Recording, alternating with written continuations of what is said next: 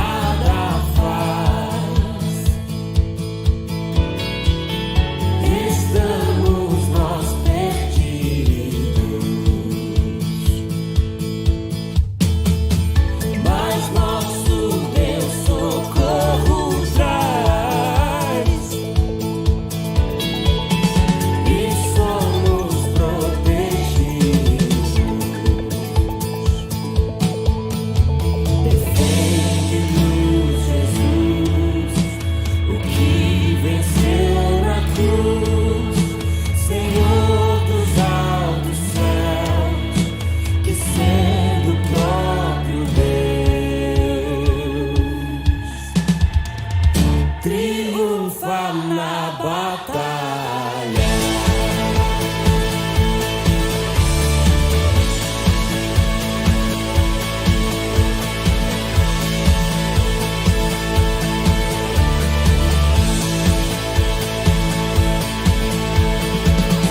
Sim, que a palavra ficará.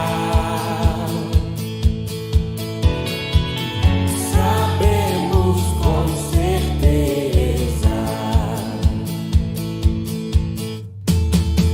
pois ela nos ajudará com armas de defesa. Se temos de perder, família tens poder, embora a vida vá, por nós Jesus está e nos dará ser rei.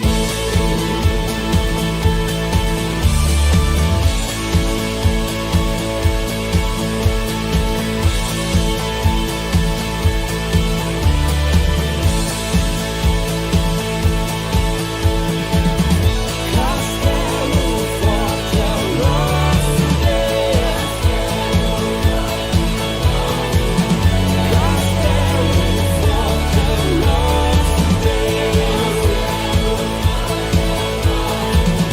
Castelo forte é o nosso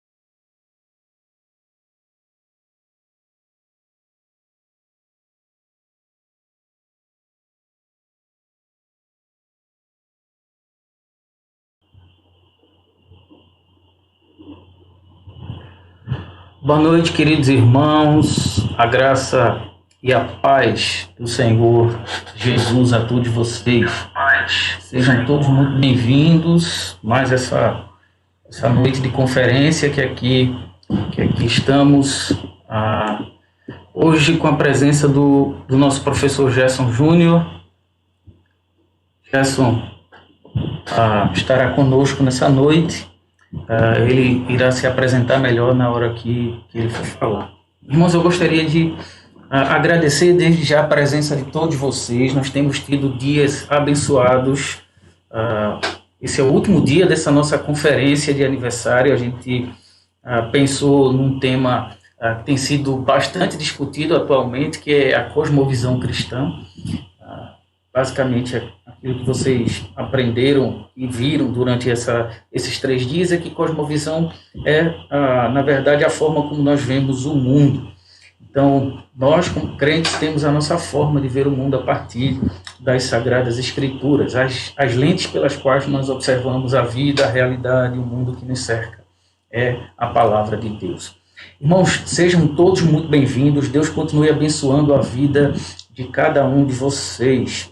Sou muito grato a Deus por poder estar participando desses momentos com vocês, juntos pela internet, mesmo separados fisicamente. Deus tem nos dado o privilégio de podermos ter essa ferramenta em que a gente pode usar para transmitir a sua verdade, transmitir a sua palavra a todos quantos precisam ouvir a voz do Senhor. Tem sido momentos maravilhosos. Eu estou gostando da interação dos irmãos na hora das perguntas. Ontem nós tivemos diversas perguntas. Hoje também teremos um outro momento de perguntas e respostas. Espero que tenhamos uma noite abençoada na presença desse Deus maravilhoso. Eu vou iniciar mais uma vez lendo um trecho da palavra de Deus, depois estaremos orando, eu estarei dando algumas informações e passarei a palavra ao professor Gerson. Estarei lendo o Salmo 112, versículo 1. Aleluia! Bem-aventurado o homem que teme ao Senhor e se compraz nos seus mandamentos. Vamos orar. Santo Deus e Pai, nós te agradecemos por mais essa oportunidade de aqui podermos ouvir a Tua voz através da ministração da Tua palavra. Que o Senhor use o Teu Filho, que a Tua palavra mais uma vez possa alimentar os nossos corações e mais uma vez tenhamos uma noite abençoada na Tua presença. Te agradecemos pelo privilégio de, como Tua igreja, de como Teu povo, termos, Senhor, a Tua palavra como lâmpada a nos guiar diante da escuridão desse mundo. A Tua palavra nos guia diante do labirinto dessa vida. Tua palavra é, de fato, a lâmpada para os nossos pés e a luz para o nosso caminho. Obrigado porque a Tua verdade nos encontrou, nós encontramos a verdade e fomos libertos por ela. De maneira que nós te pedimos que, mais uma vez nessa noite, nós possamos ser instruídos na Tua verdade, para que possamos caminhar as nossas vidas de maneira que o Teu nome seja glorificado através das nossas vidas. Senhor, abençoa o professor Gerson, que está conosco hoje, abençoa todos os irmãos que estão acompanhando pela internet, que o Senhor esteja abençoando a Tua igreja em todos os lugares do mundo. Essa é a nossa oração, esse é o desejo do nosso coração, e assim nós pedimos e já te agradecemos em nome de Jesus. Irmãos, como eu falei logo no início, esse é o último dia da conferência de aniversário da nossa igreja. São 68 anos que Deus tem abençoado a nossa igreja, 68 anos que nossa igreja tem pregado o Evangelho, tem levado a palavra de Deus, não só no bairro de Mostardinha, mas onde Deus tem nos dado a oportunidade. Então, nós estamos aqui agradecendo a Deus, sendo gratos a Ele, porque é um privilégio podermos participar desse momento onde a gente tem sido muito enriquecido através da palavra do Senhor. Está conosco hoje aqui o professor Gerson.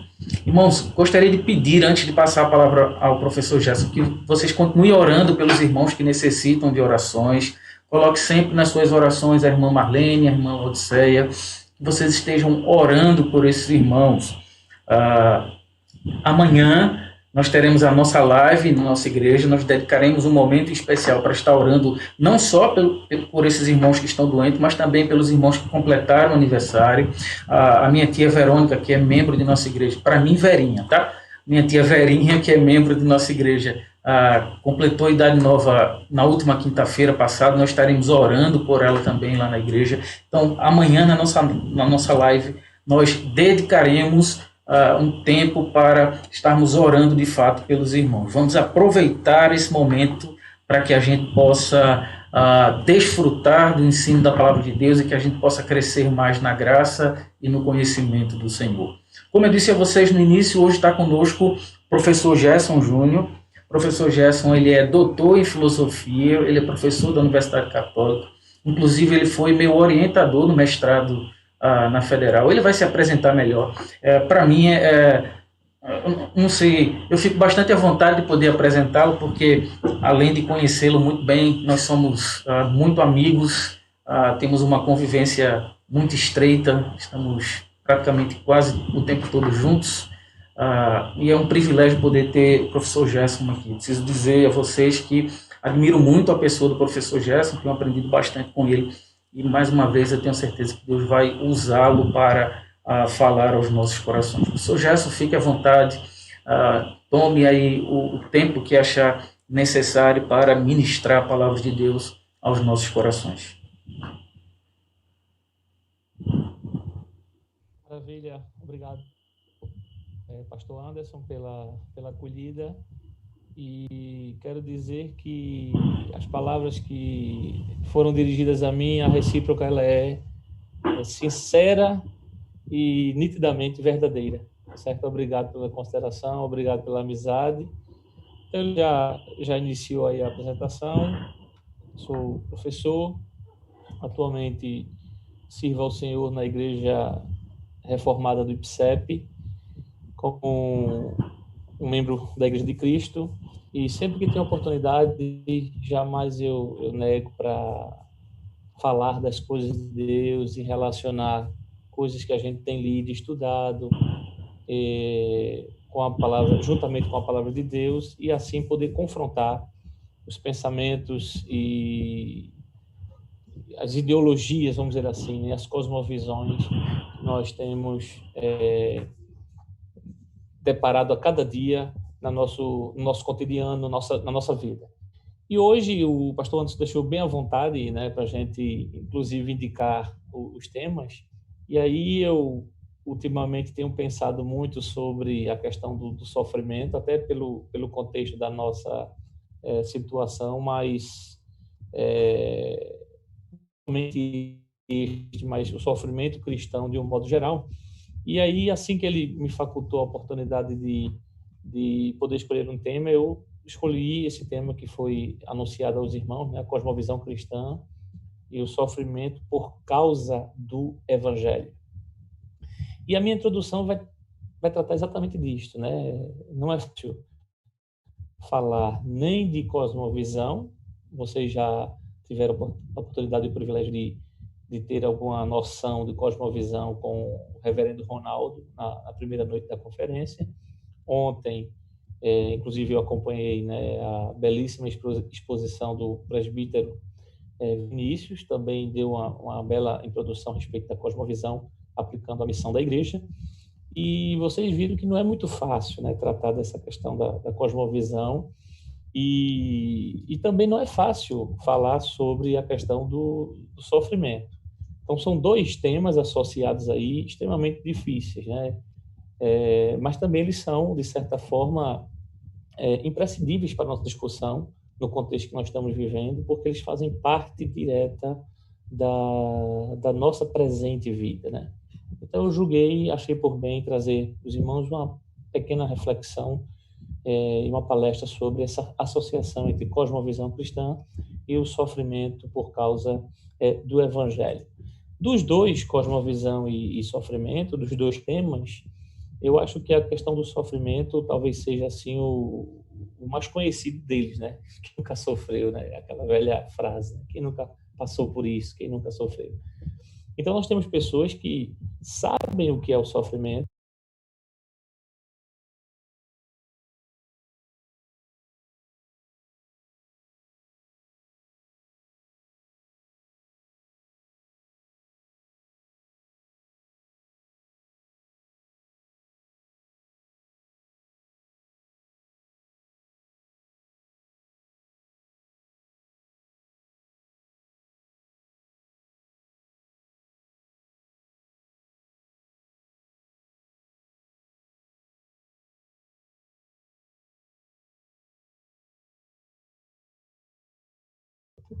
do que é ou do que seja uma cosmovisão.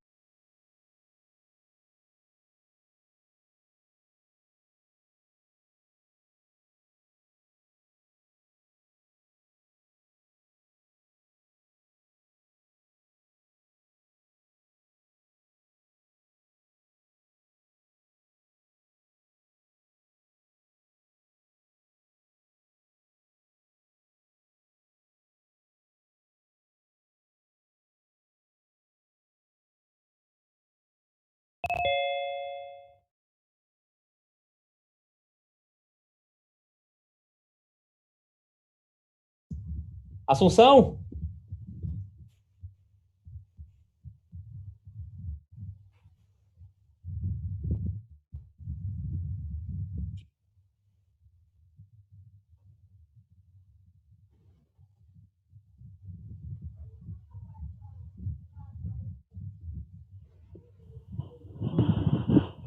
Meus irmãos, nós tivemos um probleminha na internet, mas já foi restabelecido. O professor Gerson vai voltar um pouquinho para continuar de onde ele parou. Muito bem. Então, eu estava falando sobre a importância do tema para hoje, com relação à associação da cosmovisão com os sofrimentos humanos, ok?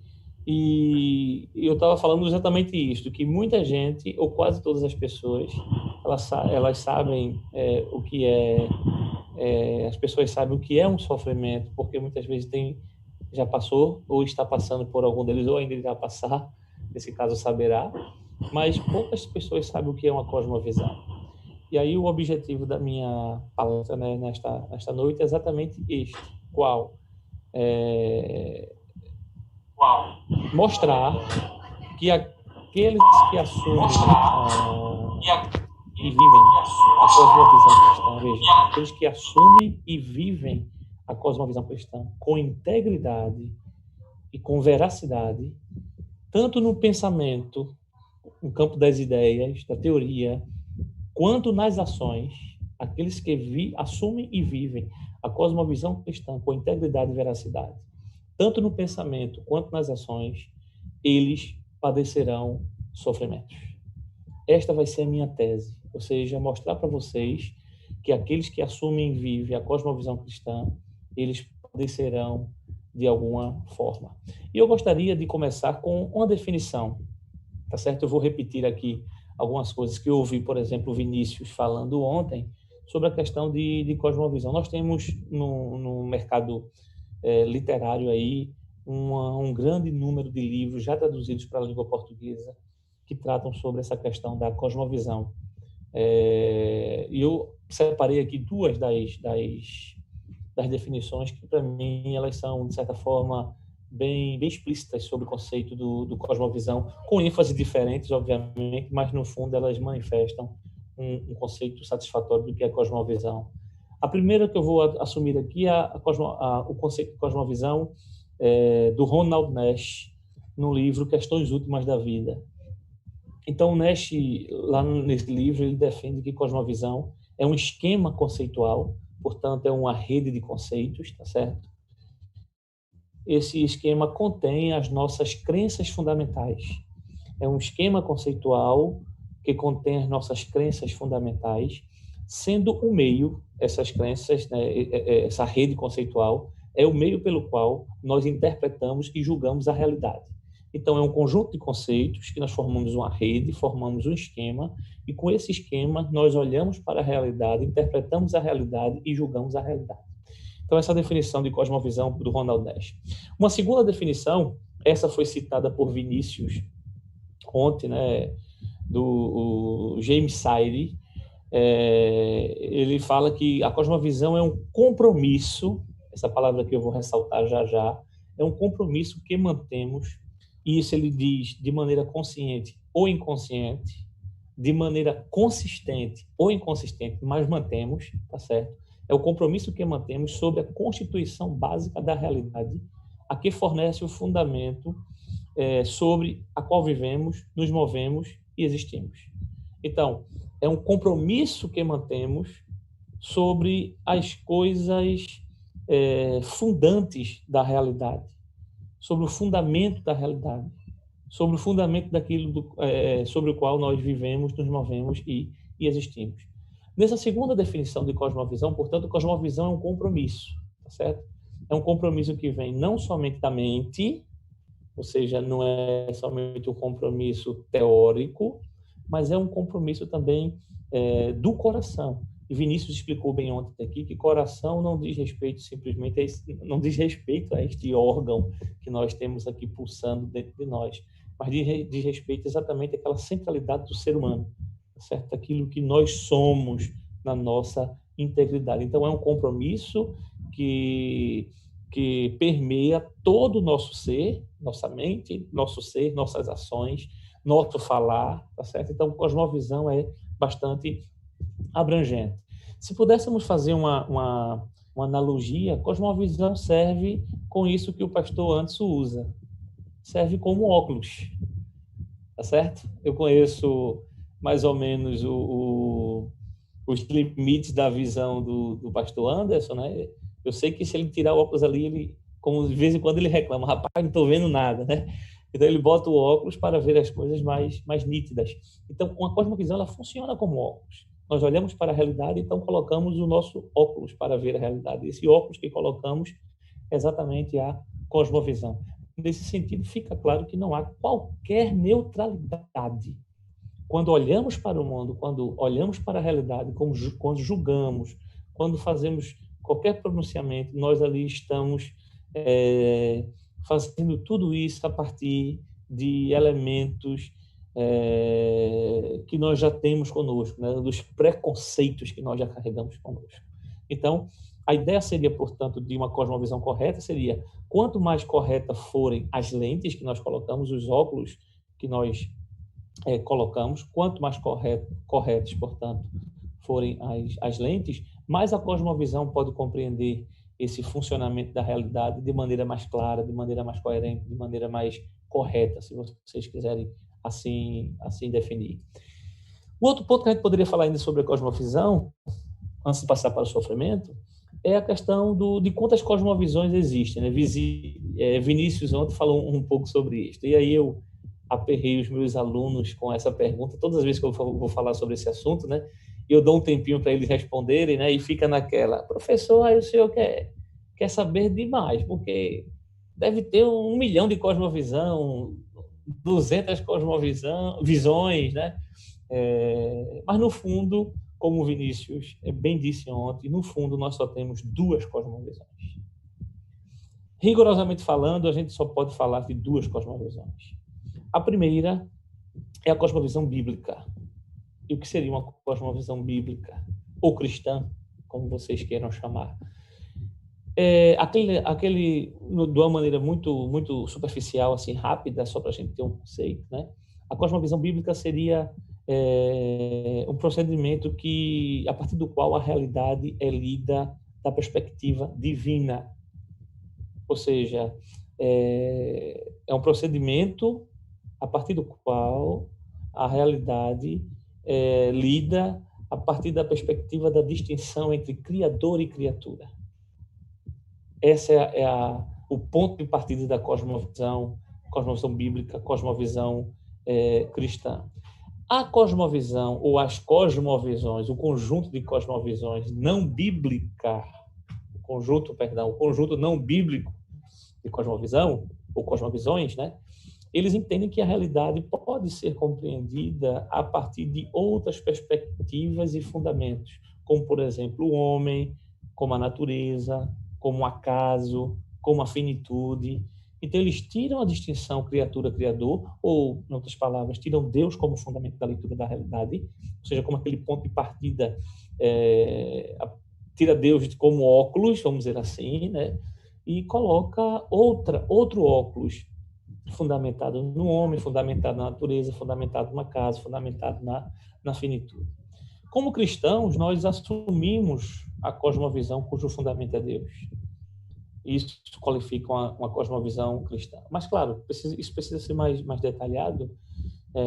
E a partir desse fundamento, que é Deus, nós compreendemos a realidade temporal a partir de 3 elementos básicos, que inclusive foi ressaltado aqui em outras palestras, né? Que é justamente o elemento da criação, o elemento da queda e o elemento da redenção. A famosa tríade criação, queda, redenção. Isso implica dizer que todo e qualquer fenômeno na realidade temporal deverá ser entendido à luz desses 3 elementos: criação, queda e redenção. E a segunda parte do nosso título, que é a questão dos sofrimentos, essa questão também deverá ser analisada, já que é uma realidade, um fenômeno da realidade temporal, deve também ser lida a partir desse ponto de partida de Deus como fundamento, desses três elementos: criação, queda e redenção, né? A questão do sofrimento, ou dos sofrimentos, não é uma questão fácil de se trabalhar. Primeiro porque o homem não foi criado para sofrer. Se lermos, aí já estou falando a partir da perspectiva cristã, né? Se lermos o livro do Gênesis, o início do livro do Gênesis, vocês vão ver que Deus declara, né, que tudo era bom, e quando criou o homem no sexto dia, diz que tudo era muito bom. Então havia uma harmonia plena, havia uma paz permanente, havia um encaixe, uma ordem, um ordenamento que nem sequer ventilava a possibilidade de qualquer tipo de sofrimento. Mas aí, justamente, olhando da perspectiva da criação, queda e redenção, o sofrimento ele entra em algum momento nessa tríade que eu vou falar daqui a um pouco. Mas não é fácil falar sobre o sofrimento, porque nós não fomos criados para isto. Curioso é que há cosmovisões ainda hoje, né, presentes em nosso mundo, que negam cabalmente o sofrimento e atribui, por exemplo, um certo tipo de ilusão ao sofrimento, ou seja, os sofrimentos são meras ilusões, e nós, com um pequeno exercício de meditação, conseguimos chegar numa paz livre de qualquer sofrimento. Por exemplo, o budismo defende exatamente isto. O budismo defende uma cosmovisão na qual não temos o sofrimento ali e se tiver, é simplesmente aparente. Basta procedermos de determinadas maneiras que esse sofrimento logo se desfaz. Por outro lado, nós temos também cosmovisão que enfatiza o sofrimento, mas não vê a partir dessa redenção, criação de redenção, e entende que o sofrimento humano é fruto mesmo da própria existência humana, né? O existencialismo, por exemplo, defende esse tipo de conceituação. Então, é a cosmovisão segundo a qual o sofrimento humano está na própria condição da existência humana.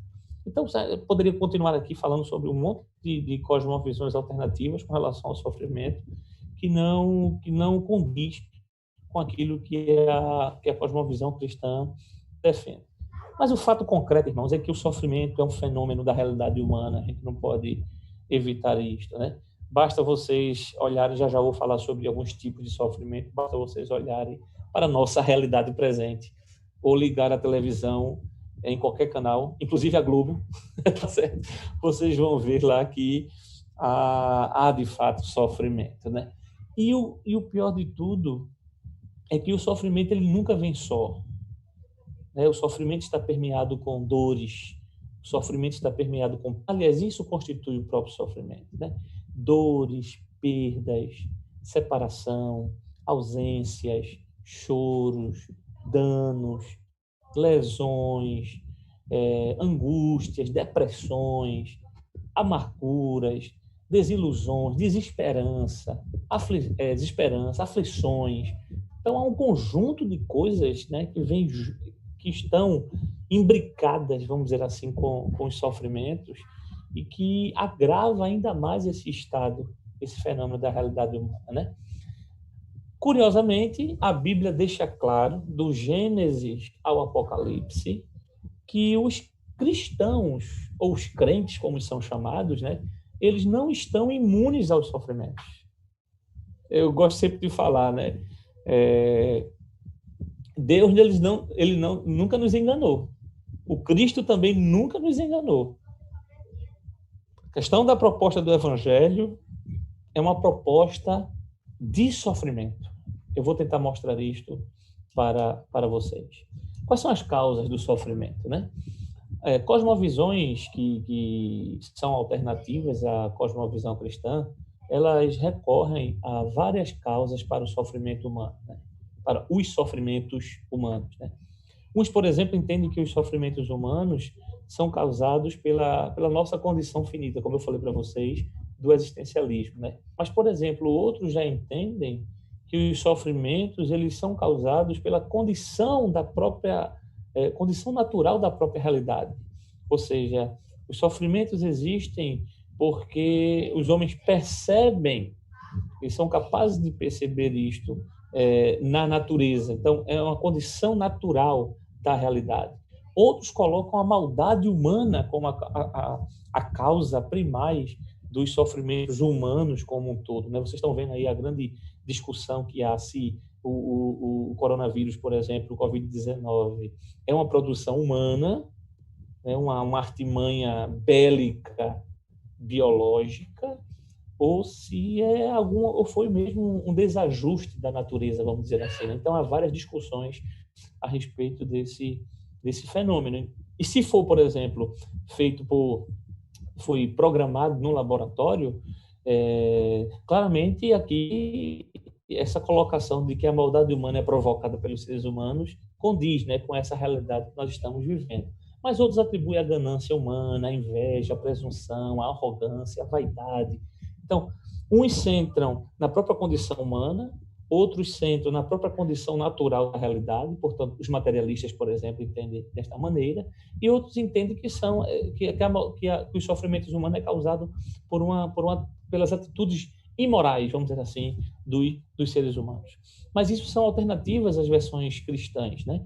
Do ponto de vista bíblico, do ponto de vista da cosmovisão cristã, os sofrimentos são resultados do primeiro pecado. Criação, queda, redenção. Portanto, é na queda onde nós localizamos a causa ou as causas dos sofrimentos no âmbito da humanidade. Então, todos os tipos de males e sofrimentos desfrutados pela humanidade ou vivenciados pela humanidade, ele é fruto da rebelião dessa humanidade contra Deus. É fruto da nossa desobediência. É fruto da nossa rebeldia. É fruto do nosso pecado. E aqui, claramente, o pecado de Adão, né, que foi o primeiro pecado, vamos dizer assim, o que na teologia nós chamamos de pecado original. E, claro, se a gente fosse enumerar aqui, os tipos de sofrimentos são inúmeros, né? Por exemplo, nós sofremos quando estamos doentes, nós sofremos quando nos acidentamos, nós sofremos quando sentimos dores, nós sofremos quando somos acometidos por catástrofes naturais, por exemplo, os sofrimentos, né? Tivemos aqui no Brasil as barreiras que se romperam, né? Matando gente, deixando gente órfã, deixando gente viúva, deixando gente com alguma deficiência física. Então, os sofrimentos podem ser... sofremos quando somos acometidos por catástrofes naturais, né? Inundações, graças a Deus aqui não mais tempestades, vulcões, terremotos, pandemias, como nós estamos presenciando. Sofremos quando vemos as outras pessoas sofrendo, né? Quem nunca passou por isso se compadece das outras pessoas. Sofremos com ansiedade, sofremos com solidão, sofremos com a falta de segurança, sofremos com a falta de esperança, sofremos, por exemplo, com a falta de soluções para os nossos problemas, sofremos com os nossos problemas, sofremos com a falta de saída e portas abertas onde a gente possa prosseguir, sofremos com desemprego, sofremos com o trabalho pesado, sofremos com cansaço, com desgaste, com a velhice. Então, assim, há várias coisas há vários tipos de sofrimentos, sofrimentos objetivos, sofrimentos subjetivos, sofrimentos emocionais, sofrimentos psíquicos. A classificação são várias. Sofremos quando percebemos coisas no âmbito social, por exemplo, quando temos políticas desonestas, como sofremos com as injustiças, sofremos com os roubos, sofremos com os desvios de verba, sofremos com as propinas, sofremos com o engodo, sofremos com as barganhas, com a dissimulação. E haja sofrimento, né? Podemos passar aqui boa parte do restante falando sobre o sofrimento, né? Mas eu gostaria de dizer que há um sofrimento específico, e é esse sofrimento que eu gostaria de destacar nesta noite aqui para a nossa reflexão. além de todos esses sofrimentos aqui, há um sofrimento que marca os filhos de Deus, que marca aqueles que são regenerados, que marca aqueles que são transformados pelo Espírito Santo. Qual é esse sofrimento? É o sofrimento por causa do Evangelho. É o sofrimento por causa do nome de Cristo. E agora eu quero me deter exatamente neste sofrimento, que é o sofrimento que faz parte do tema da nossa palestra, certo? Se eu pudesse resumir, eu resumiria o seguinte: o resultado final de viver uma vida verdadeiramente cristã, ou seja, uma vida que abrace a cosmovisão cristã e viva essa cosmovisão até as últimas consequências. O resultado final de viver uma vida verdadeiramente cristã é a perseguição. Isso nós temos vários versículos na Bíblia Sagrada, por exemplo, 1 Tessalonicenses, no capítulo 3, versículo 3, o apóstolo Paulo ele nos diz que para que ninguém seja abalado por estas tribulações, porque vós mesmos sabeis que para isto fomos destinados, ou seja, nós fomos destinados para as tribulações, nós fomos destinados para as perseguições. 1 Tessalonicenses 3:3. O mesmo apóstolo Paulo, escrevendo a Timóteo, na sua segunda carta, no capítulo 3, versículo 12, ele diz que, ora, todos quantos querem viver piedosamente em Cristo, aqueles que querem viver piedosamente em Cristo, eles serão perseguidos. Veja que o apóstolo é claro, ele não está enganando ninguém. Todos aqueles que querem viver de maneira piedosa, todos aqueles que querem viver o Evangelho na sua integridade, todos aqueles que querem viver o Evangelho na sua mais profunda realidade, todos aqueles que querem viver piedosamente em Cristo, eles serão perseguidos. 2 Timóteo, capítulo 3, versículo 12. Então, é uma descrição na Bíblia Sagrada, há vários versículos que falam sobre essa vida de perseguição no âmbito cristão. Então, o resultado final de vivermos uma vida verdadeiramente cristã é sermos perseguidos. Mas eu gostaria de me deter agora, né, naquilo que o próprio Jesus ensinou acerca desse sofrimento por causa do seu nome. E eu convido vocês aí, os que puderem, né, abrirem as Sagradas Letras, a Palavra de Deus, no livro de Mateus, capítulo 5. O livro de Mateus, capítulo 5, e os versículos de 1 a 12, mas, sobretudo, os versículos 10 e 11 e 12, que falam exatamente sobre isto que eu estou tratando agora com vocês.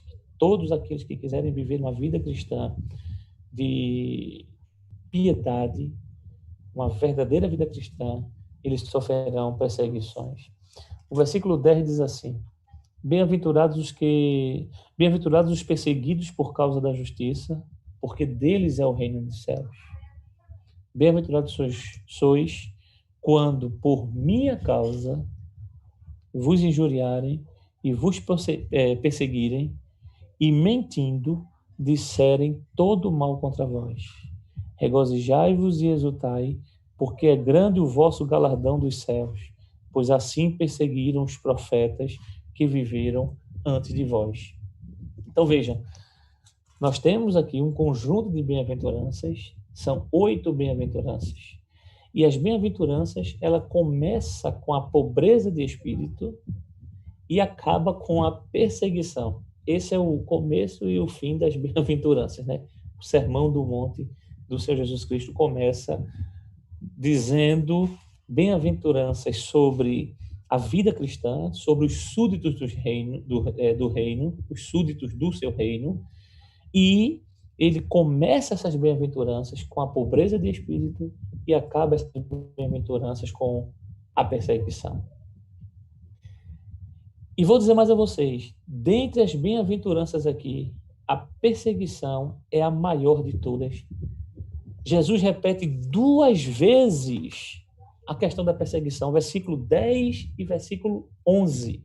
Bem-aventurados os perseguidos por causa da justiça, versículo 10. Versículo 11 diz: bem-aventurados sois quando por minha causa vos injuriarem e vos perseguirem e mentindo disserem todo mal contra vós. Nenhuma bem-aventurança é repetida 2 vezes. A última bem-aventurança, Jesus repete 2 vezes. Por que é que nós seremos perseguidos se nós vivermos o Evangelho na sua integridade? Ou por que é que nós seremos perseguidos se nós vivermos o Evangelho se vivermos a cosmovisão cristã, que é o Evangelho, né? Na sua integridade? Exatamente porque se você viver, se eu viver, se nós vivermos o Evangelho na sua integridade, nós estaremos na contramão do mundo. Tudo, escuta essa frase, tudo o que está na cosmovisão cristã é contrário a qualquer outra cosmovisão. Tudo o que nós vivemos na cosmovisão cristã é contrário a tudo o que as pessoas vivem fora da cosmovisão cristã. Portanto, estamos numa contramão. E exatamente essa contramão que causa perseguição, que faz com que as pessoas persigam o povo de Deus. Veja comigo. Vamos passar em revista aqui as cosmovisões, as bem-aventuranças. Vamos passar em revista aqui as bem-aventuranças. Versículo 3 diz assim: bem-aventurados humildes de espírito. Em algumas traduções diz pobres de espírito. Quem são os pobres de espírito? Os pobres de espírito são aqueles que reconhecem que são fracos, que são limitados. Os pobres de espírito são aqueles que não confiam em si mesmos. Eles não são autoconfiantes. Os pobres de espírito são aqueles que não têm absolutamente nada para oferecer. São humildes. E isso diferencia completamente do mundo, que está atrás de autoconfiança, que está atrás do orgulho, que está atrás da presunção, que está atrás da arrogância. Os humildes de espírito não confiam na razão ou na sua inteligência. Os humildes de espírito, eles buscam humildemente, mediante a sua pobreza, eles buscam orientações na palavra de Deus para as suas vidas. Isso é loucura para o mundo racionalista que estamos vivendo, para o mundo cientificista que estamos vivendo. Então, quem é humilde de espírito está na contramão do mundo. A segunda bem-aventurança, versículo 4, bem-aventurados os que choram. Choram. Esses que choram são pessoas que não vivem, melhor dizendo, para si mesmos. Eles não buscam obcecadamente entretenimentos. Eles não buscam alegrias vãs. Eles não são ávidos por festas promíscuas. Eles não celebram as coisas que não são dignas de serem celebradas. E quando eles celebram alguma coisa, né, vocês percebem logo a diferença que há entre a festa, por exemplo, de um cristão e a festa de quem não é um cristão. Os que choram são sóbrios. Os que choram reconhecem a realidade do pecado. E esse conhecimento do pecado, de que desagrada a Deus, de que está em inimizade com Deus, de que o pecado faz separação entre ele e Deus. Este conhecimento leva a chorar e não a celebrar, e não a comemorar.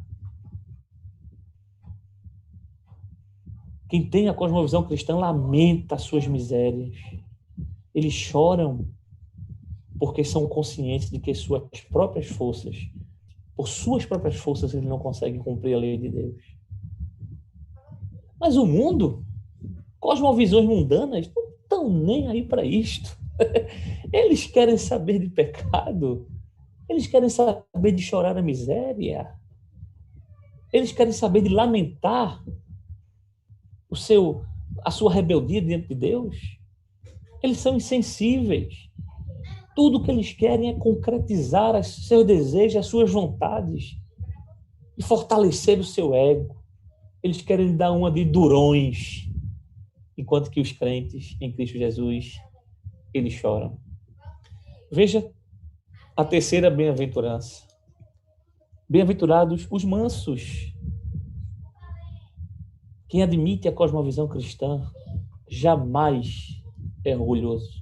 Quem vive a cosmovisão cristã, na sua radicalidade, jamais é orgulhoso. O cristão verdadeiro é uma pessoa branda, é uma pessoa dócil, é uma pessoa meiga, é uma pessoa terna, é uma pessoa moderada. Ele não demonstra os atributos que o mundo considera como admiráveis. Para o mundo, quanto mais arrogante, quanto mais impulsivo, quanto mais agressivo, quanto mais bruto, melhor. O cristão é manso, está na contramão do mundo. Ele não é como o mundo é. Veja outra bem-aventurança. Bem-aventurados que têm fome e sede de justiça. Quem vive a cosmovisão cristã não tem fome de fama, de prazeres, fome de bens, de posse, fome de glórias e honras mundanos e humanos. Eles não estão correndo atrás de aplausos. Eles não estão correndo atrás de destaque. Ou como a gente diz, né? Eles não estão correndo atrás dos holofotes. Eles não correm, eles não têm fome de coisas que podem ser vistas, tocadas, cheiradas, pegadas. Não. Seu desejo único é satisfazer essa fome e sede de justiça que ele tem. Enquanto muitos buscam as coisas que o mundo tem para oferecer, o cristão está noutra direção. O cristão está buscando o reino de Deus e a sua justiça. Está na contramão do mundo. Próxima bem-aventurança. Bem-aventurados, versículo 7. Os misericordiosos.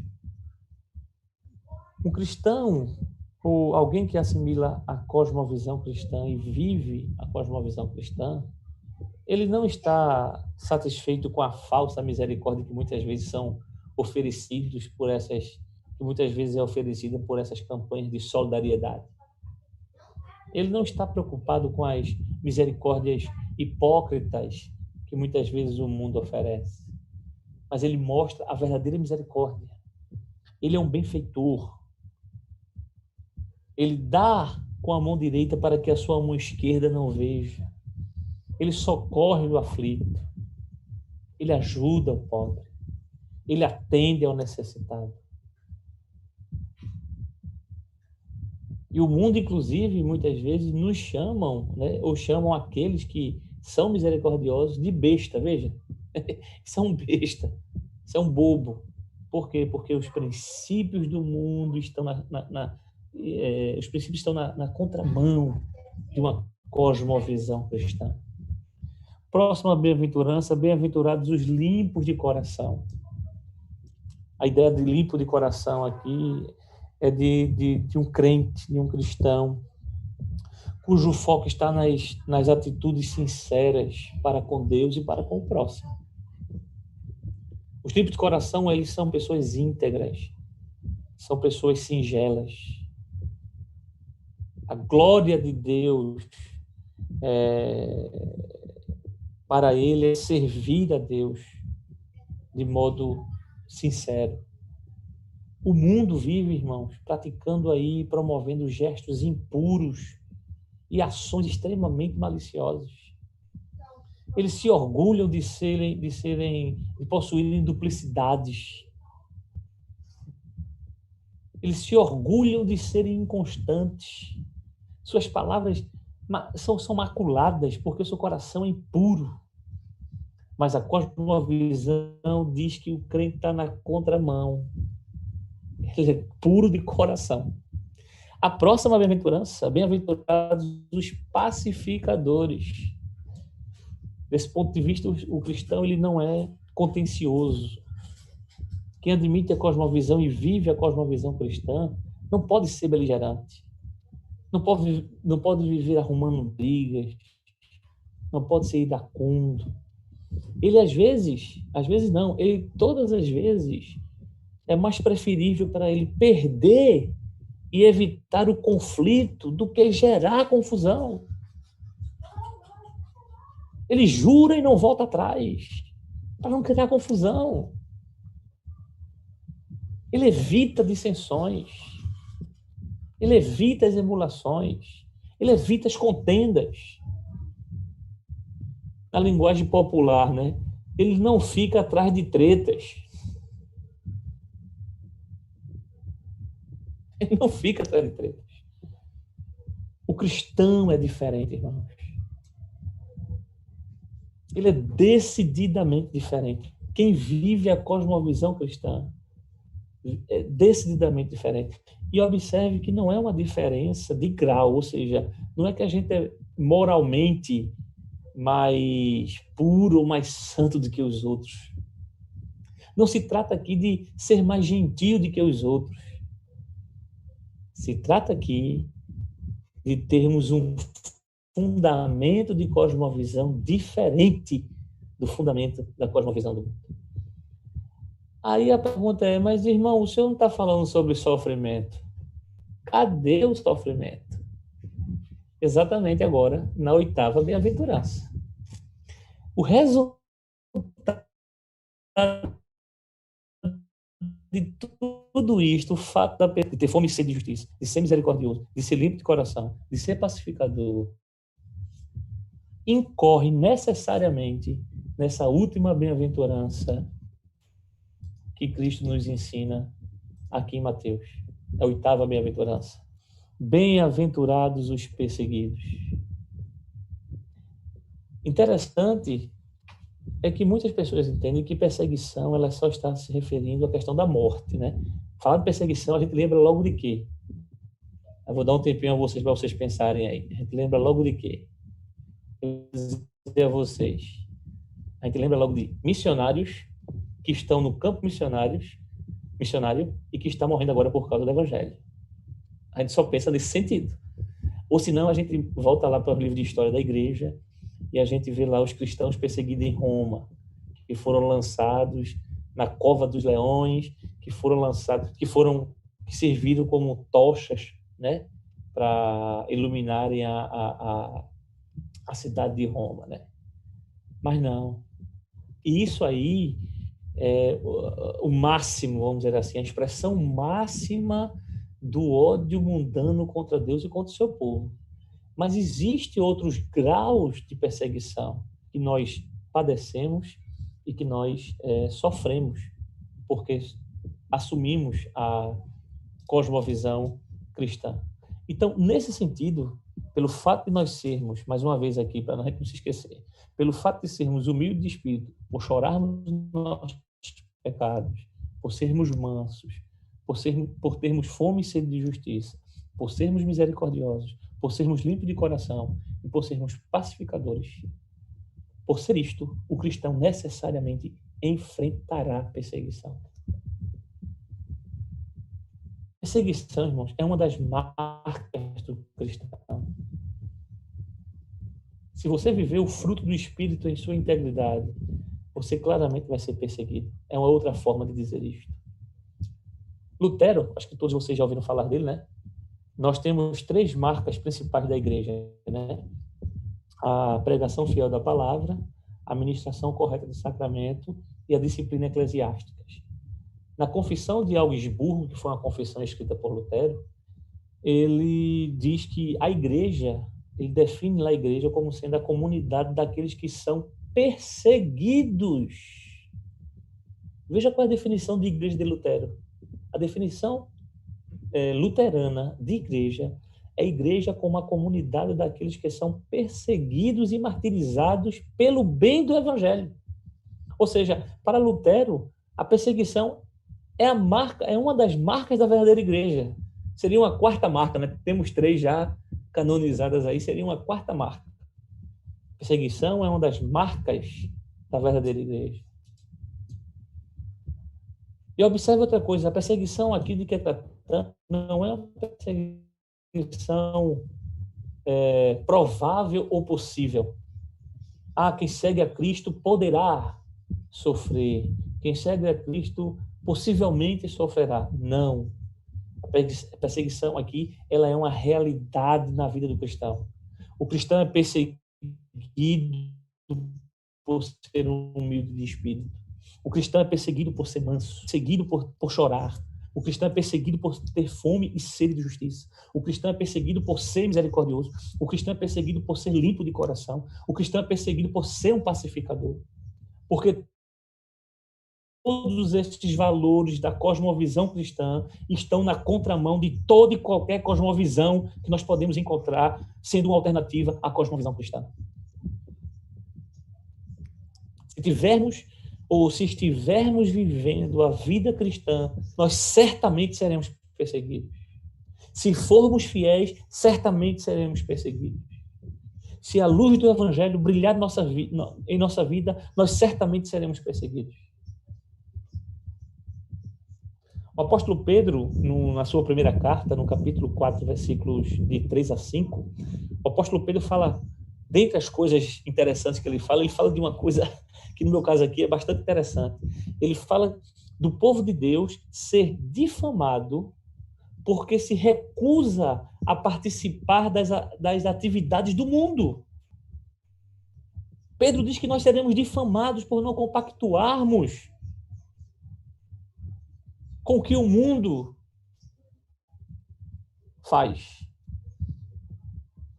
E claro que estamos no mundo, somos humanos, e muitas vezes isso chega até nos intimidar. Chega até, muitas vezes, a termos uma atitude de timidez, uma atitude de omissão, inclusive.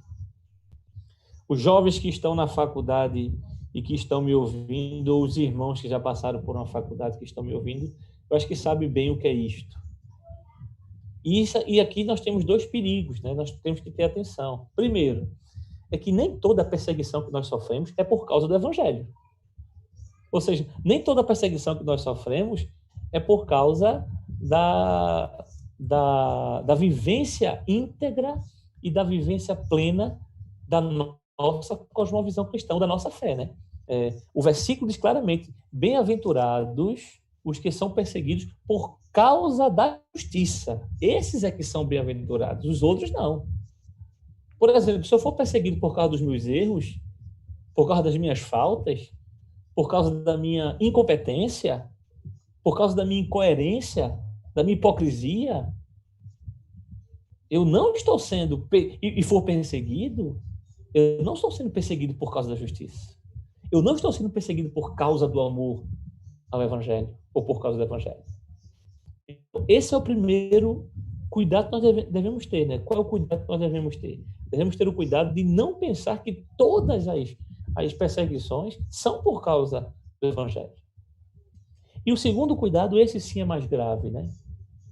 É quando somos tentados a negarmos os princípios que nós defendemos, ou os princípios que compõem a fé cristã, os princípios que compõem a cosmovisão cristã. Por exemplo, quando abrimos mãos das nossas convicções e nos alinhamos com alguma proposta mundana, quando não dizemos nada no momento, por exemplo, em que o nome do Senhor é blasfemado ou ridicularizado publicamente, quando optamos por não mencionar nossa fé ou dizer que somos crentes, quando temos uma boa oportunidade para fazer isso,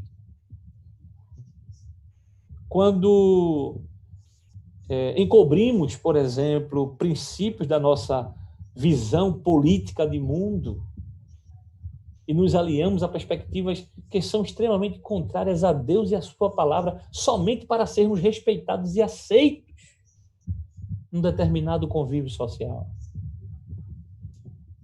Quando nos comprometemos com ideologias, ou pensamentos, ou princípios, ou parâmetros mundanos, para sermos respeitáveis academicamente ou respeitáveis intelectualmente. Ou quando chegamos ao ponto de defendermos uma cosmovisão cristã frouxa para não sermos ridicularizados ou debochados. Esse é outro perigo. Quando em determinadas situações nós não nos mantemos fiéis aos princípios da cosmovisão cristã. As bem-aventuranças, portanto, é um pacote.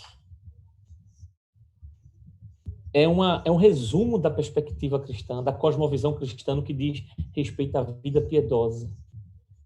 E o conjunto dessas bem-aventuranças, né, dessas 8 bem-aventuranças, elas devem estar presentes em nossas vidas e devem crescer em nossas vidas. Devemos a cada dia ser mais humildes, devemos a cada dia ser mais chorões, devemos a cada dia ser mais mansos, devemos a cada dia ter mais fome e sede de justiça, devemos a cada dia ser mais misericordiosos, devemos a cada dia ser mais limpos de coração, devemos a cada dia ser mais pacificadores. E isso tudo vai dizer e implicar necessariamente que a cada dia nós seremos mais perseguidos. Porque a cosmovisão cristã, a vivência da cosmovisão cristã implica necessariamente em perseguição. E vem agora uma das perguntas centrais, né? Como é que nós devemos nos portar diante das perseguições? O texto diz isto. O versículo 12 do capítulo 5 de Mateus diz: regozijai-vos. Até na nossa resposta, até na postura que nós devemos ter em relação à perseguição, é contrária à cosmovisão mundana. Porque diante da perseguição, o mundo lamenta. Diante da perseguição, o mundo se entristece. E no nosso caso, diante da perseguição, diz o texto: regozijai-vos. Regozijai-vos. Então, nossa postura é uma postura de alegria. E a Bíblia diz os motivos para isso. Veja o que diz o versículo 12. Regozijai-vos e exultai, primeiro, porque é grande o vosso galardão nos céus. Então, nós teremos um galardão, esse galardão é grande e será nos céus, dando um indicativo de que é para sempre. E o segundo motivo, ainda no versículo 12, pois, diz o texto, assim perseguiram os profetas que vieram antes de vós. A ideia aqui é que nós somos colocados na mesma linha, do mesmo fé que nós estamos defendendo. Então, é motivo de alegria, irmãos, por termos um galardão e por sermos categorizados na lista daqueles que sofreram por evangelho. Para concluir, quais são as promessas que nós temos, né? Deus nunca nos dá Deus nunca nos dá uma ordem sem que esta ordem ela tenha imbuído dela uma promessa.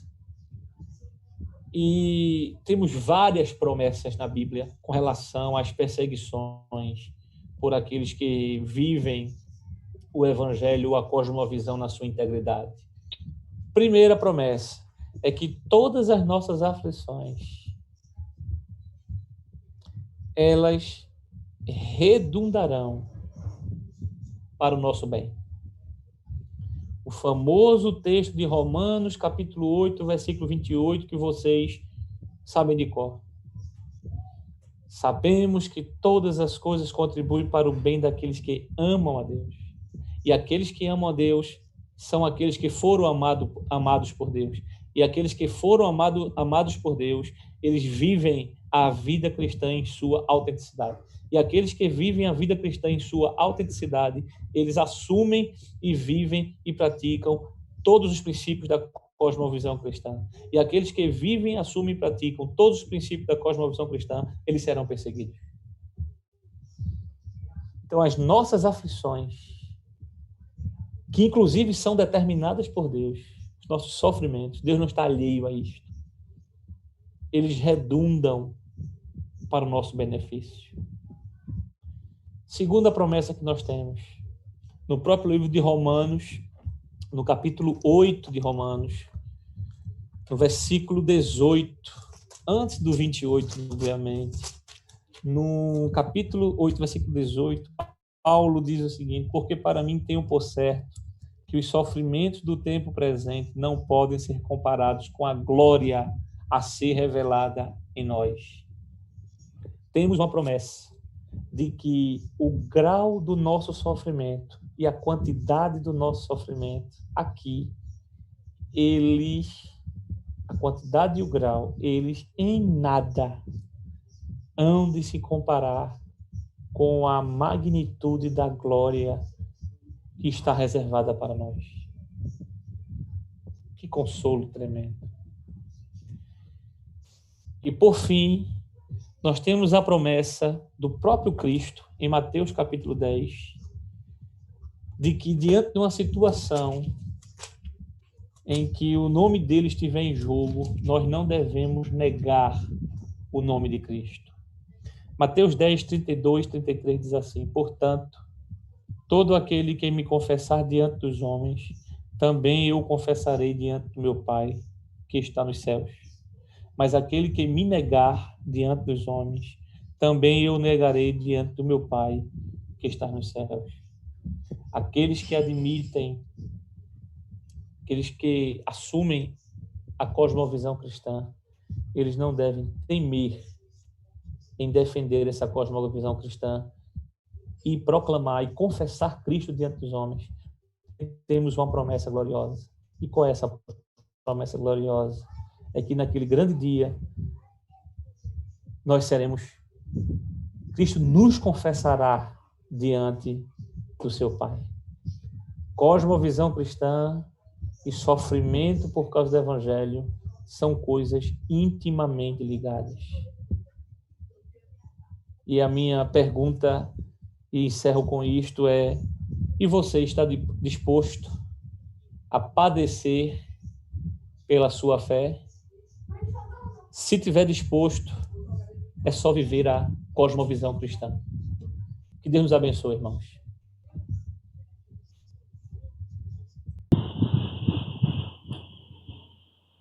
Amém, meus queridos irmãos. Está aí uma palavra abençoada da parte de Deus.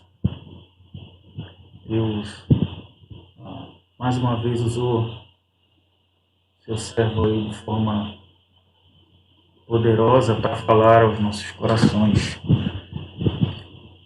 de maneira que nós possamos glorificar a Deus por mais essa oportunidade que Deus nos concede de podermos ouvir a ministração da sua palavra e aprendermos mais da parte de Deus. Gerson, mais uma vez agradeço esse momento. Nós faremos agora um momento de perguntas e respostas. Os irmãos estão bem ansiosos por esse momento. Percebi que tinha muita gente fazendo pergunta enquanto você estava expondo ainda. Então, tem muita gente ansiosa por esse momento das perguntas. Eu confesso que eu estava sentindo falta do pastor Daniel, mas como eu vi Kelly interagindo aqui, então significa que ele está lá. Kelly é a esposa do pastor Daniel, significa que ele está lá junto com Kelly, participando desse momento. Queria começar com uma pergunta feita pela irmã Thalita. A irmã Thalita é a esposa do nosso diácono Daniel Barros. Ela pergunta o seguinte: nossa cosmovisão só pode ser melhor enxergada corretamente com as lentes das Escrituras?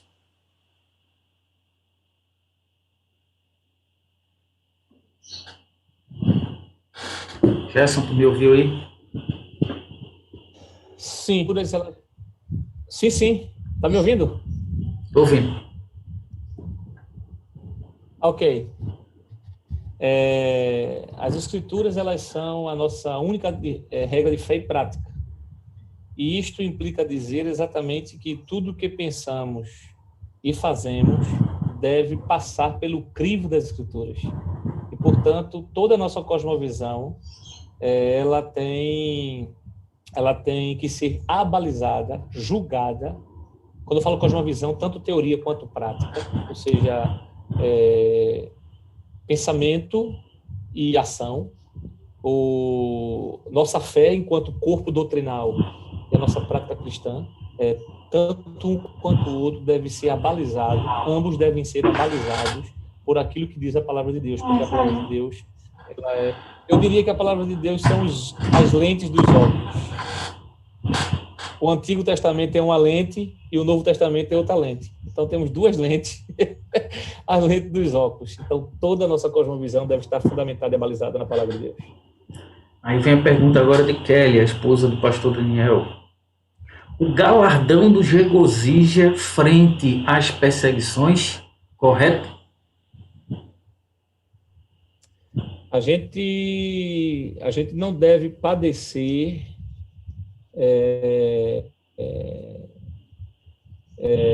a gente não deve padecer visando os galardões. Eu falei que os galardões são promessas, tá certo? O Mateus capítulo 5, versículo 12 diz: regozijai-vos e alegrai-vos, porque existe um galardão para vocês. Mas os nossos sofrimentos não devem ser em função dos galardões. Nós devemos ter consciência que estamos sofrendo exatamente porque estamos vivendo a cosmovisão cristã em sua integridade. A recompensa e a promessa que nós temos disto é que Deus nos dará um galardão. Eu não sei se foi nesse sentido que a irmã fez a pergunta.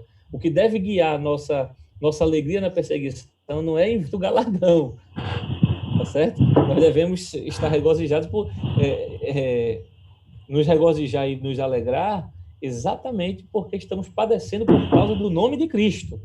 Isso é que deve trazer alegria para nós. Agora, esta alegria ela não fica somente aqui, ela tem consequências eternas. E qual é a consequência eterna disto? O nosso galardão prometido e o detalhezinho, né? Nos céus. Ou seja, é um galardão para sempre. Galardão eterno. Na verdade, a gente não sofre e não suporta as aflições pensando no galardão, mas a gente sofre as aflições por causa de Cristo. Exatamente. O meu pai está fazendo uma pergunta aqui. Pergunta, professor Gerson, então a cosmovisão vai do caráter de cada pessoa, de ser evangélico ou não? Exatamente. Ou seja, a cosmovisão é aquilo que nos constitui mais intimamente. Foi aquilo que o Vinícius destacou ontem e eu ressaltei aqui brevemente, né? Cosmovisão não é somente uma questão de pensamento. Cosmovisão é uma questão de ser, é uma questão de integridade, é uma questão de coração, é uma questão da vida como um todo, certo? Então, se o irmão estiver falando de caráter como aquilo que me qualifica mais intimamente, sim, exatamente. É por isso que, como o Vinícius falou ontem, né? É diferente a cosmovisão daquele que tem um coração regenerado, transformado por Deus, e um coração que está em rebeldia contra Deus. É por isso que nós temos apenas duas cosmovisões, e todas elas centradas no coração. Mas uma vez aqui, coração, não esse coração aqui que bate e pulsa dentro de nós, que a turma faz ponto safena e tudo mais. Não é esse coração. O coração bíblico é exatamente a centralidade do ser humano. Coração bíblico é aquele núcleo de sentido do ser humano. E esse núcleo de sentido ou está em harmonia com Deus, através de Cristo, que é o mediador, ou está separado de Deus. Em um caso e em outro, nós temos cosmovisões completamente diferentes. Amém. Kelly explicou aqui a pergunta dela, dizendo que foi no sentido da esperança ser Cristo que ela perguntou. Aquela pergunta sobre o galardão. A ideia do Cristo... Diga, pode falar. Não, pode falar. Eu ia fazer outra pergunta já. A ideia do Cristo aí é melhor entendido o Cristo como o paradigma desse nosso sofrimento, né? Pedro vai argumentar o nosso sofrimento cristão baseado no sofrimento de Cristo. E Cristo falou sobre isso, né? Se perseguiram o mestre, não vão perseguir os discípulos. Claro que vão perseguir os discípulos. Se perseguiram a mim, vão perseguir a vocês também. Agora, tanto no caso quanto no outro, veja, eles não sofreram para receber o galardão, mas há uma recompensa da parte de Deus. Cristo conquistou todo o poder como mediador no céu e na terra, e nós receberemos o nosso galardão. Há promessas para quem sofre. Tem uma pergunta aqui de Jefferson Gilson, que é aluno lá da FATEA 10. Eu acho que você já deu aula para ele já, Jefferson. Ele é aluno lá da FATEA 10 de Prazeres. Inclusive, seu Jefferson, você está me devendo os trabalhos, viu? Aproveita esse momento para lhe cobrar os trabalhos que você está me devendo. Ele fez duas perguntas. A primeira é a seguinte: por que tantos cristãos não têm uma cosmovisão consistente bíblica? E a segunda pergunta é a mesma coisa, ele colocou a pergunta duas vezes. Certo. É a mesma pergunta. Por que tantos cristãos não têm uma cosmovisão consistentemente bíblica? É uma pergunta difícil, Jefferson, de responder, porque pode ter várias causas, né? Temos várias causas para isso. Por exemplo, a mais extrema das causas é essa pessoa que se diz crente não ser uma pessoa convertida. Certo? Ela pode não ser convertida e, portanto, nenhum convertido vai manifestar em si o fruto do Espírito ou as bem-aventuranças. Tá certo? Ela pode ser perseguida por outra coisa. Isso seria uma resposta assim, mais radical. Agora, há causas menores. Entenda que, mesmo as pessoas convertidas, não vou chamar de causas menores, eu vou corrigir aqui, né? Há outras causas. Mesmo sendo uma pessoa convertida, lembre-se que nós ainda estamos diante do pecado a todo momento. E muitas vezes a dureza do nosso coração, muitas vezes a nossa impaciência, muitas vezes a nossa falta de descanso na promessa de Deus, isso pode levar a gente a agir de várias maneiras contrárias à nossa fé. Você vê, vou dar um exemplo claro aqui a você, né? O pai da fé, que é Abraão, ele agiu de encontro à palavra de Deus. Quando Deus disse que espera por um filho, e ele tentou agir, graças a essa vontade de Deus, agir. Mas veja, porque muitos dizem que ali Abraão queria que de fato a promessa fosse cumprida, mas o problema é que a inquietação do coração, e muitas vezes a dureza do nosso coração, nossa finitude, nossa pecaminosidade, nossa pequenez, faz com que a gente haja de forma contrária à cosmovisão cristã. Então, tem muitas situações destas no mundo, e nós já presenciamos pessoalmente alguma delas, e quando isso acontecer, e o Espírito Santo assim nos acusar, nós devemos pedir, de fato, perdão a Deus pela dureza do nosso coração, e devemos buscar a orientação na palavra de Deus de como agir corretamente naquelas situações em que nós erramos. Eu acho que é este o caminho que nós devemos fazer. Amém. Tem uma pergunta agora da irmã Mauricéia. Mauricéia, manda um abraço lá para o argentino, diga a ele que nós temos orado por ele, por vocês. Ela pergunta o seguinte: por que sofremos perseguições se pregamos o amor? Exatamente por isso. Exatamente por isso. Por quê? Porque no mundo não há amor. Um coração em rebeldia contra Deus não tem amor, só tem ódio. Vou dar um exemplo a você. Caim odiava seu irmão. E é por isso que a Bíblia fala que aquele que diz estar em Cristo e odeia seu irmão é assassino. Ou seja, o fato de nós pregarmos o amor é exatamente a causa da nossa perseguição. Porque o mundo nos odeia. O mundo não tem amor. Tem uma pergunta agora da irmã Jesuína. Ela pergunta o seguinte: Por que alguns crentes de hoje não querem sofrer e vivem correndo atrás de bênçãos e acham que o sofrimento, acham que o sofrimento é condenação? Pois eu acredito que a irmã aí esteja falando da teologia da prosperidade, né? Justamente, a teologia da prosperidade é, deste ponto de vista que eu expliquei aqui para vocês, é uma cosmovisão contrária à cosmovisão bíblica. Eles não entendem que as bem-aventuranças implicam necessariamente em perseguição. Tá certo? Então, isso implica dizer que os fundamentos da cosmovisão, da teologia da prosperidade, eles estão contra os fundamentos da cosmovisão bíblica a respeito do sofrimento. Portanto, eles estão extremamente equivocados. Tem uma pergunta agora de Ricardo Becker. Ricardo, melhoras para você aí, tenho orado por você, viu?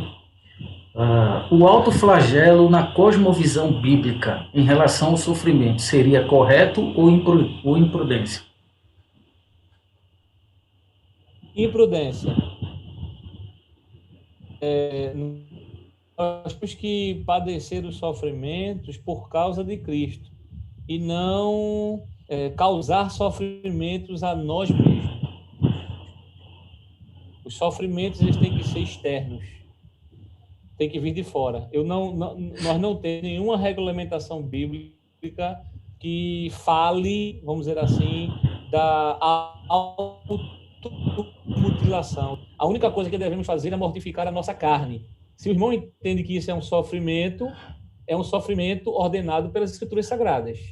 Tá certo? Mortificar a nossa carne, matar nossos desejos, enterrar a nossa natureza pecaminosa. Nós devemos usar os meios de graça que Deus nos deu, a oração, a pregação da palavra, a ministração das ordenanças e dos sacramentos. Então, nós temos que cumprir isto. Se o irmão entende que isso aí seria uma autoflagelação, então é legítimo porque está nas Escrituras Sagradas. Mas eu acho que não foi nesse sentido que ele quis dizer. E, portanto, nenhuma perseguição e autoflagelo está nesse sentido que a Bíblia ensina. Acredito que ele estava falando de autoflagelo naquele sentido de se ficar ajoelhado no milho, ou coisa desse tipo, né? Ficar ajoelhado no milho só servia para criança do passado, porque hoje em dia nem pode mais fazer isso, né? Só servia para gente do passado, agora não pode mais. Eu penso que essa tentativa de autoflagelação aí que ele colocou é mais uma tentativa de se auto-justificar, né? Através do sofrimento e coisa desse tipo. E a gente sabe que a nossa justificação ela só vem a partir da nossa fé em Cristo, no sacrifício de Cristo lá na cruz do Calvário, né? Seria meio prudente de se pensar. Cadê os irmãos? Parece que não tem mais perguntas, os irmãos pararam de fazer perguntas aqui. Pelos comentários, os irmãos estão dizendo que estão muito satisfeitos, que foram bastante alimentados, mesmo em meio a esse momento de pandemia que a gente está passando, mesmo em meio a esse momento de isolamento. Eu queria agradecer mais uma vez ao professor Gerson. O diácono Daniel Barros aqui está dizendo que foi uma bênção. Eu queria agradecer mais uma vez ao professor Gerson pela sua disponibilidade, por mais uma vez atender o nosso chamado, agradecer pela amizade, agradecer porque você tem sido um instrumento de Deus, não só na minha vida, mas também tem abençoado a vida dos irmãos da igreja. Deus continue abençoando você, sua família. Manda aí um abraço para a irmã Clívia, para a Sof, para Tiago. E vamos fazer com que, orar para que essa pandemia passe logo, para a gente voltar a ter as nossas comunhões. Que essa pandemia tem tirado da gente, certo? Irmãos da igreja, estou muito feliz porque Deus foi muito bondoso conosco. O aniversário de nossa igreja ele não passou em branco, se é que a gente pode dizer assim. Tivemos a nossa live na quarta-feira na igreja, na quinta-feira começamos a nossa conferência, quinta, sexta, estamos encerrando a nossa conferência de aniversário hoje. São 68 anos pregando o evangelho no bairro de Mostardinha. Como nós mudamos o slogan da igreja esse ano, estamos buscando de fato ser uma igreja centrada na palavra de Deus. Deus tem abençoado a gente, nós estamos sendo alimentados pela sua palavra. Pastor Daniel está mandando um abraço para o professor Gerson, está pedindo que eu transmita a ele esse abraço. Obrigado, pastor. Somos muito gratos a Deus por sua vida, pela vida do reverendo Ronaldo, que esteve com a gente na quinta, pela vida de Vinícius, do presbítero Vinícius, que nos falou ontem lá dos Estados Unidos. Deus tem sido muito bondoso conosco. Irmãos, nós devemos agradecer a Deus, porque meio nesse momento de dificuldade, Deus tem permitido que a gente seja alimentado, e Deus não tem abandonado seus filhos. Ele tem dado prova de que Ele é um Deus que se preocupa com seu povo, de que se relaciona conosco e de que cumpre as suas promessas de que nunca nos deixará sós. Ele estará conosco todos os dias até a consumação dos séculos. Meus queridos irmãos, mais uma vez, eu quero desejar a você uma boa noite, um resto de semana abençoada. Amanhã inicia mais uma semana e nós estaremos na nossa igreja transmitindo a nossa live às 18h30. Gostaria de contar com a presença de todos os irmãos e vou lançar um desafio, e aí é para os irmãos da igreja, tá? Se tiver alguém acompanhando a gente aqui que não é membro da nossa igreja, esse desafio não é para você. Eu estou me voltando agora para os irmãos membros de nossa igreja. A nossa tesoureira Marluz colocou lá no grupo a ideia de que a gente possa estar presenteando a igreja com alguma coisa no aniversário da nossa igreja. Então fica aí o desafio para que você possa, se assim quiser, estar presenteando a igreja. Você sabe que a igreja está nesse processo de reforma e de construção. Então, se Deus tocar no seu coração, você que é membro da igreja e tiver o desejo de poder estar contribuindo com alguma coisa na reforma da igreja, presenteando a igreja, fique à vontade, procure a diaconisa Marluz para estar fazendo isso. Meus queridos irmãos, mais uma vez eu gostaria de agradecer a Deus por esses momentos maravilhosos que aqui passamos. Eu queria orar para a gente encerrar esse momento e dizer que amanhã eu espero todos vocês às 18h30 lá de nossa igreja. Estarei eu lá junto com o Som do Céu, o pastor Daniel, o irmão Nakayama, Darison. Estaremos transmitindo lá da igreja. Não posso nem chamar de culto, como eu falei ontem, né? A gente não pode chamar de fato de culto, porque tem alguns elementos que fazem parte do culto que não vai fazer parte da nossa live amanhã, como ofertas, como a ceia, por exemplo, e coisa do tipo. Então, por isso a gente está chamando de live ainda. Então, amanhã às 18h30 eu conto com a presença de todos vocês. Vamos orar a Deus agradecendo a Ele por esse momento maravilhoso. Senhor Deus, obrigado pela Tua palavra, obrigado pela vida do professor Gerson, esse homem que o Senhor tem usado, ó Deus, para transmitir as Tuas verdades, que o Senhor possa continuar abençoando sua vida, sua família, seu ministério. Ó Deus, abençoa todo o Teu povo, em especial os irmãos da Primeira Igreja Batista de Mostardinha, que o Senhor possa estar abençoando, Senhor, cada um dos Teus filhos e filhas. Abençoa, Deus, cada família da Tua igreja. Deus, abençoa toda a Tua igreja espalhada na face da terra. Nesse momento eu também te peço, Senhor, de maneira especial, para que o Senhor esteja abreviando esses dias, se assim for a Tua vontade, para que nós possamos retornar, Senhor, ao prédio da nossa igreja e juntos possamos celebrar e adorar ao Teu nome. Ó Deus, como tem sido difícil para nós crentes estarmos separados nesses momentos, não podendo estar no dia do Senhor, na casa do Senhor, celebrando o Teu nome. Que o Senhor possa continuar, na verdade, conduzindo todas essas coisas para a glória do Teu nome. Abençoa todos quantos, Senhor, estão nos ouvindo nesse momento. Cada família, que o Senhor possa estar entrando em cada lar, com a Tua bênção, com a Tua paz. Assim pedimos em nome de Jesus. Amém. Vou aqui mais uma vez recitar o salmo, porque se eu não recitar esse salmo, os irmãos vão ficar me cobrando. Em paz me deitarei e dormirei, porque só Tu, Senhor, me fazes habitar em segurança. Que Deus abençoe a todos, em nome do Senhor Jesus Cristo.